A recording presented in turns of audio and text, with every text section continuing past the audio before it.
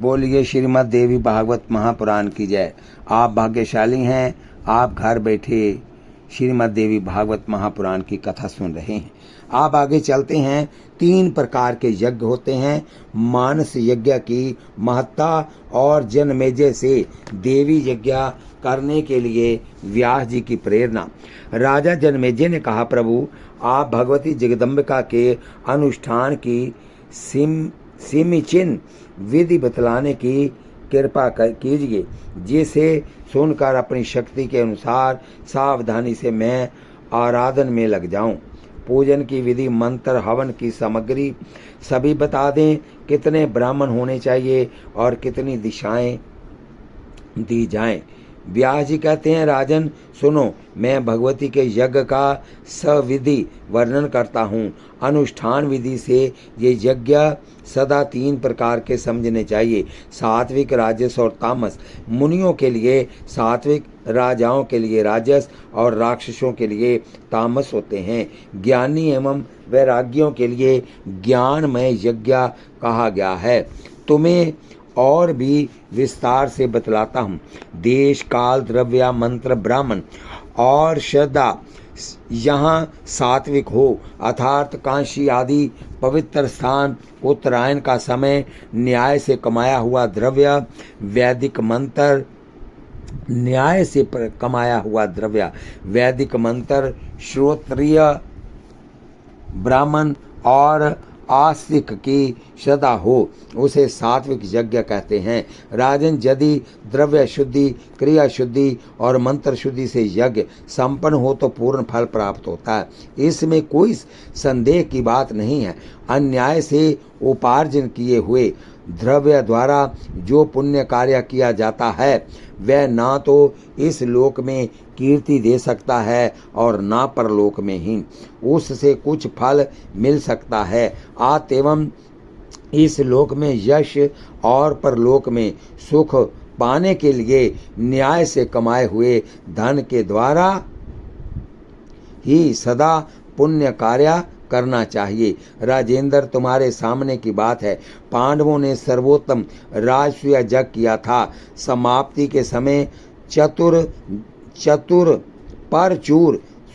के समय परचूर दिशाएं बांटी गई थी।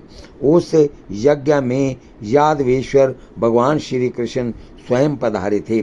भारद्वाज, परवृति, परकांड विद्वानों का समाज जुटा था। लगातार 1 महीने तक यज्ञ होने पर पूर्ण होती हुई थी। फिर भी पांडवों को अत्यंत कठिन कष्ट भोगने पड़े। उन्होंने वनवास के दुख भोगे।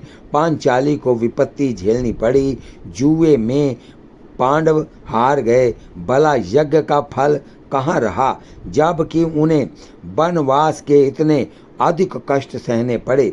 उन सभी महाभाग पांडवों ने राजा विराट के घर नौकरी की थी।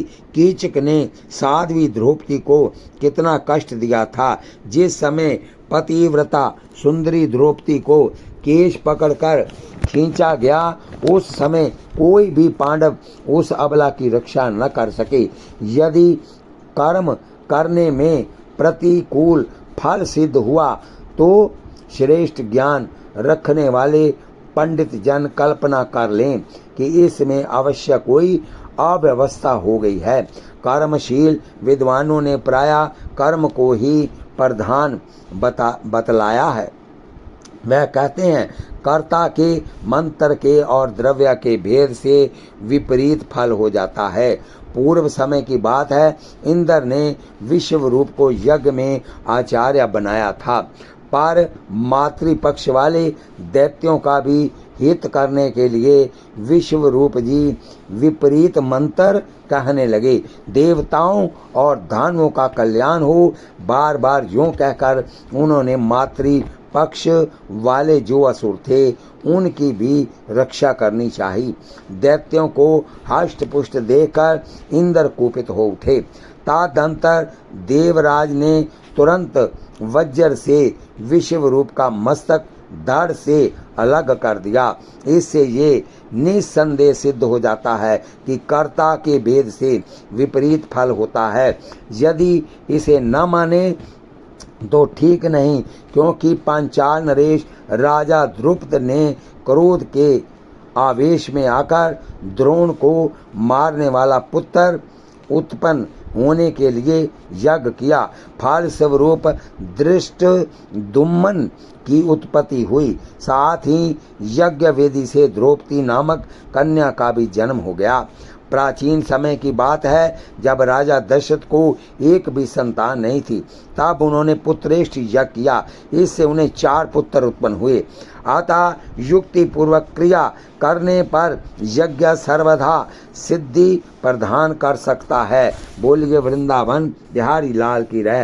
राजन सभी तरह से सिद्ध हो गया कि कर्म में कुछ भी गड़बड़ी होने पर फल सिद्धि में प्रतिकूलता आ जाती है।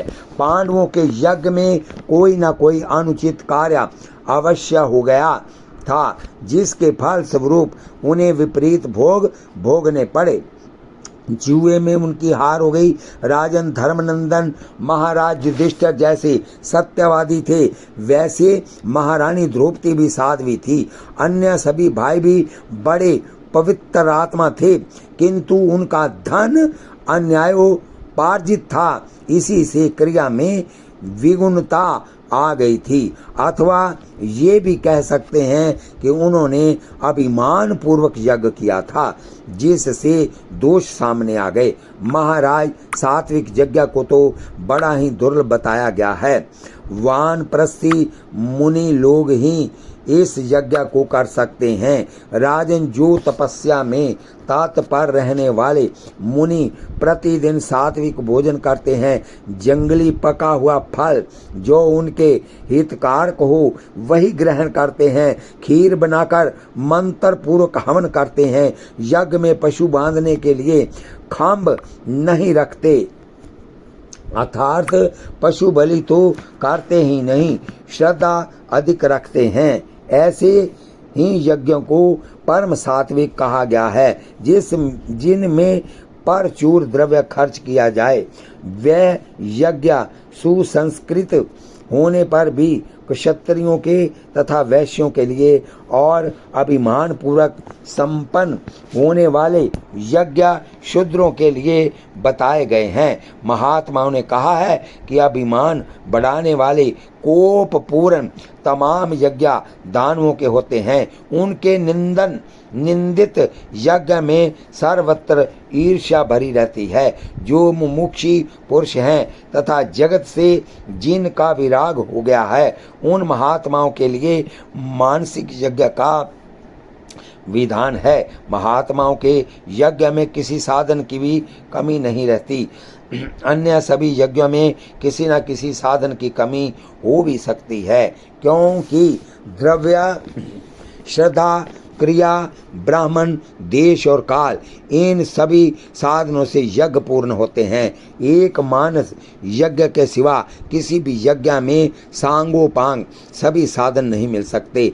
सबसे पहले मन की शुद्धि आवश्यक है। मन सर्वदा गुण रहित हो जाए, ये बिल्कुल सत्य बात है कि मन शुद्ध हो जाने पर शरीर की शुद्धि हो जाती है। जिसका मन इंद्रियों के विषयों का परित्याग करके शांत हो जाता है, वही पुरुष इस यज्ञ के करने का अधिकारी होता है। मन में सर्वप्रथम अनेक योजन के विस्तार वाला मंडप बनाए, जिन्हें यज्ञ में लिया गया है। उन पवित्र वृक्षों के सुंदर और दृढ़ मंडप की रचना करें।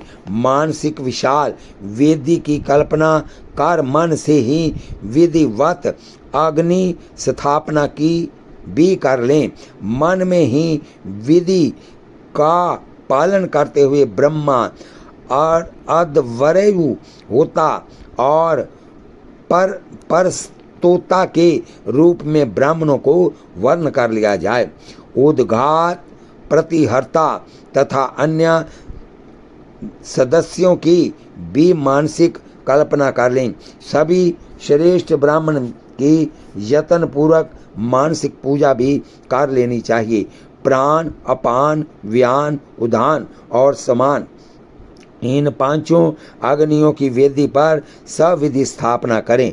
उस समय गर्ह गर्भपत्य अग्नि के स्थान पर प्राण की, आहवनीय के स्थान पर अपान की, दक्षिणा अग्नि के स्थान पर व्यान की, अव्यसाध्य के स्थान पर समान की तथा सभ्य के स्थान पर उधान की कल्पना कर लें। ये सभी अग्नि परम तेजस्वी है। मन ही मन द्रव्य की भावना कर लेनी चाहिए। परम पवित्र निर्गुण मन ही उस समय होता और जजमान का काम करता है। उस यज्ञ के प्रधान देवता निर्गुण अविनाशी साक्षात ब्रह्म है। सदा आनंद प्रदान करने वाली कल्याण स्वरूपिणी भगवती जगदम्बिका निर्गुण शक्ति के रूप में पधार कर फल प्रदान करती है। वह ही ब्रह्म विद्या है। उन्हीं पर सारा जगत टिका है। वह सर्वत्र व्यापक है। मानसिक यज्ञ करने वाला ब्राह्मण उन्हीं भगवती जगदम्बिका के उद्देश्य से उन्हीं के द्रव्य का प्राण रूपी अग्नि में हवन कर दे। राजन फिर चित्त को निरालंब करने के पश्चात प्राणों को भी सुषमना मार्ग से नित्य ब्रह्म में होम दें। स्वयं अपने अनुभव से ये काम कर लेना चाहिए।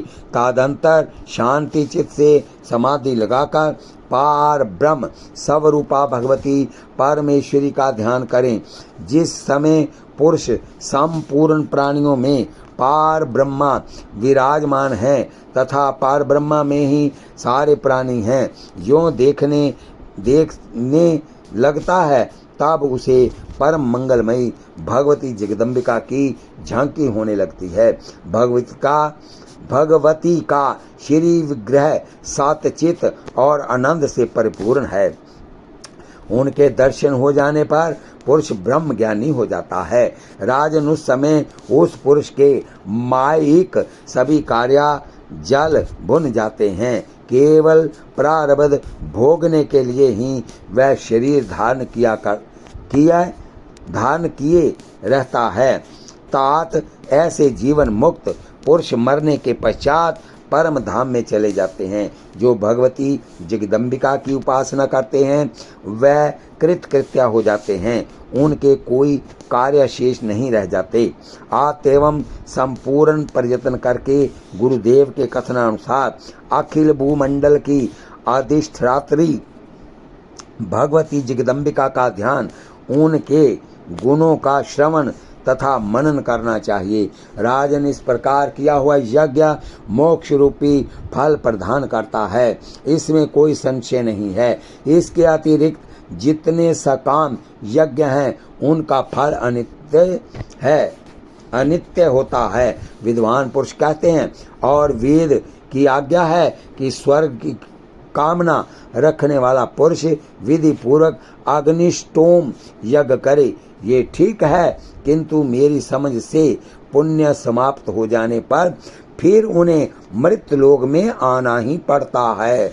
आत्मम अक्षय पुण्य फल प्रदान करने वाला मानस यज्ञ ही सबसे श्रेष्ठ है, परंतु विजय की अभिलाषा रखने वाला राजा इस यज्ञ को संपन्न नहीं कर सकता।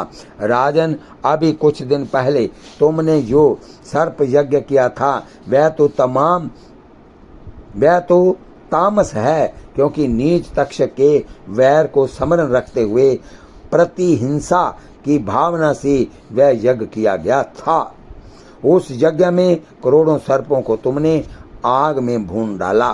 महाराज, अब तुम विधि पूर्वक विस्तार के साथ वह देवी यज्ञ करो जिसका अनुष्ठान सृष्टि के पूर्व काल में भगवान विष्णु ने किया था।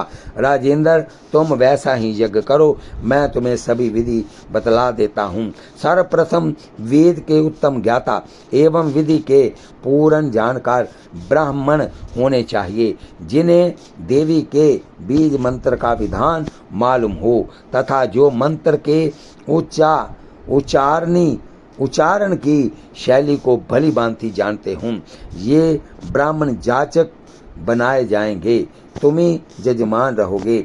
महाराज इस प्रकार विधि पूर्वक यज्ञ करके उसमें मिले हुए पुण्य फल को अर्पित कर अपने पिता का उद्धार करो। ब्राह्मण का अपमान करने से जो पाप होता है उसे कोई मिटा नहीं सकता। अनग तुम्हारे पिता वैसे ही ब्राह्मण के शाप जनित दोष से दूषित हो चुके हैं।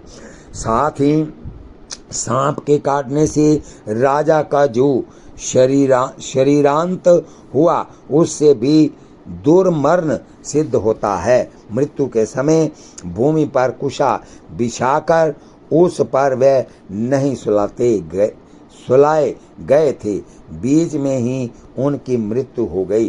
वे ना संग्राम में मरे और न गंगा के तट पर ही। कुरुश्रेष्ठ तुम्हारे पिताजी मरते समय स्नान दान आदि कुछ भी ना कर सके। वह राजमहल में ऊपर कोठे पर थे और वहीं श्वास की गति बंद हो गई। राजेंद्र, उस समय राजा के परलोक सुधारने का एक उपाय था, किंतु उन्होंने उस अत्यंत दुर्लभ उपाय को अपनाया नहीं। वह उपाय यह है कि प्राणी जहाँ कहीं भी रहे समझे कि मृत्यु सिर पर ही नाच रही है। अतः मन को सारे विषयों से हटाकर वैराग्य का अवलंबन कर ले और ये निश्चय करे कि 5 भूतों से बना हुआ मेरा ये शरीर क्या दुख का साधन हो सकता है। अरे ये शरीर अभी शांत हो जाए अथवा इच्छा अनुसार किसी दूसरी घड़ी में हो, इससे मेरा क्या संबंध है। मैं तो शरीर से पृथक निर्गुण अविनाशी आत्मा हूँ।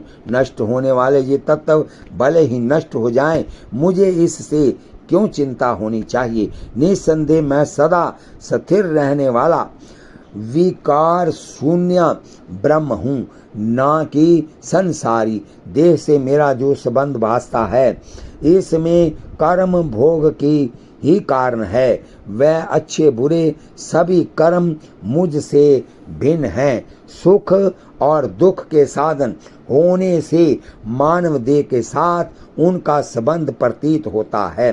वास्तव में तो मैं इसे अत्यंत भयावह दुखालय संसार से अलग हूँ। इस प्रकार चिंतन करते हुए मरने वाला प्राणी स्नान दान आदि सभी सत्क्रियाओं से वंचित ही क्यों न रहा हो, उसे पुनः जन्म लेने का दुख नहीं भोगना पड़ता।